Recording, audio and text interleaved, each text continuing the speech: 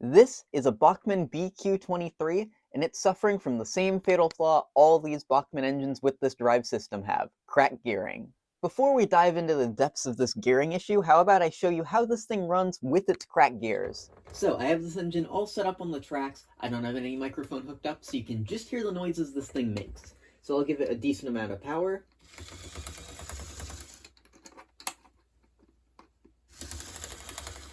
And do you hear that clicking? That's the sign that these gears are cracked. I mean, I already know that they're cracked because I've worked on this engine before, but that's a good sign to know that they are most likely cracked. So first things first, we need to tear this locomotive apart just a little bit.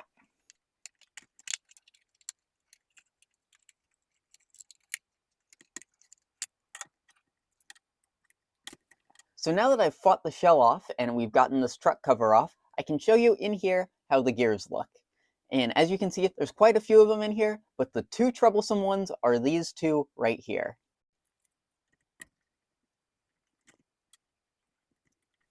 So now that these gears are out of the locomotive, you can pretty clearly see where it's cracked, right here. And this is for two reasons. The first of which is that these are made of nylon. I don't know why exactly nylon's such a bad material for gearing, but it seems to crack quite often.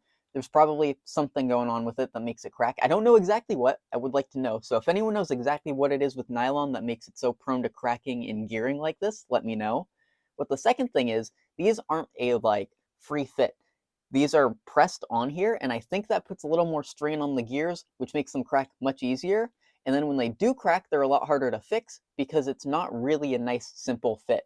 Recently, I tried working on this thing, and by recently it was probably a few months ago, and I tried to use some plastic cement to fix these gears, and that did essentially nothing. So I went on eBay, and I found a few replacement gears which I have bought for this locomotive, and I've got them right here. I bought a whole bunch of these, but for this locomotive, we only need two. And to show you the differences, I'm going to be taking these original gears off of these shafts, which, if they were still brand new, this would be very difficult, but since they're cracked, I can just kind of slide them off like that, and we can put those pins off to the side. So I have two gears set aside right here, and the camera zoomed way in on them, so I want to discuss some of the minor differences, and then I'll go into something major. The little minor things I've noticed is this new gear has a little ridge in it, just like that, which this one doesn't have.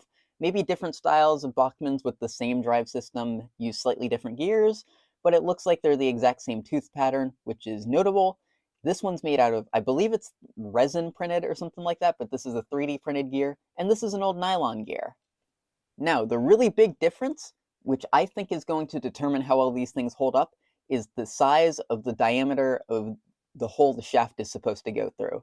So on these, the original gear, it's really small and it's made to be a pressure fit. It's not supposed to be loose, the gear's not supposed to move on the shaft, it's just supposed to sit there, which was the big downfall.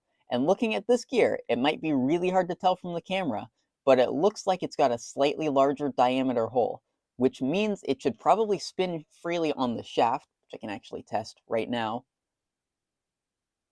It does look like it fits on there a little more freely than the old gear does. So I think that'll be huge in how this thing holds up over time.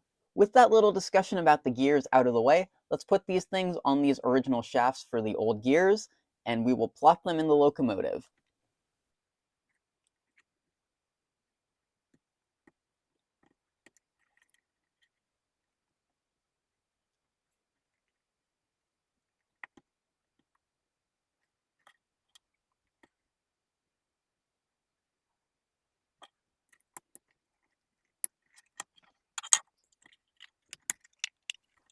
Now that the new gears have been installed, it's time to test this thing out.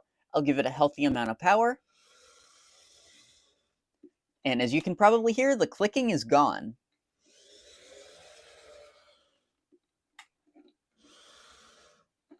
And I think that was a successful repair, but I've still got a little more to talk about.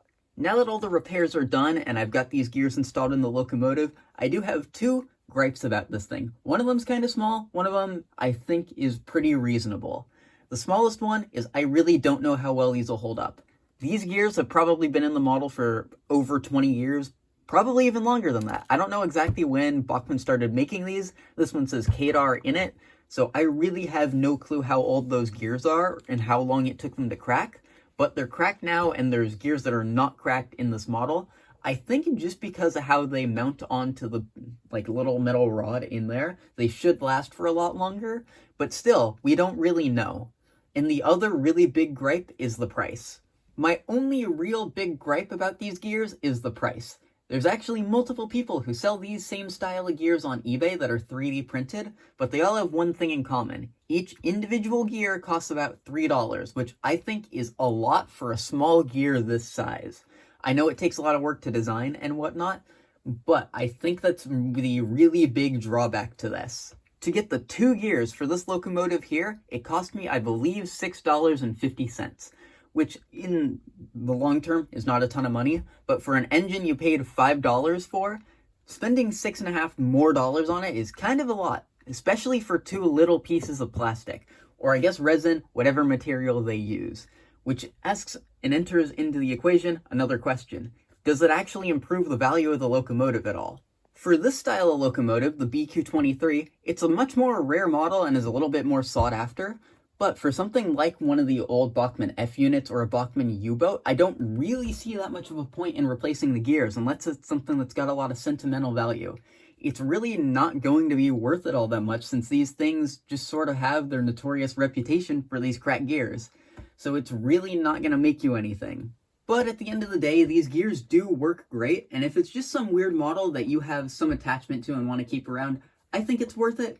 But I really don't think it's going to help increase the value of your model all that much. It'll just make it work, which is really the whole point of these things.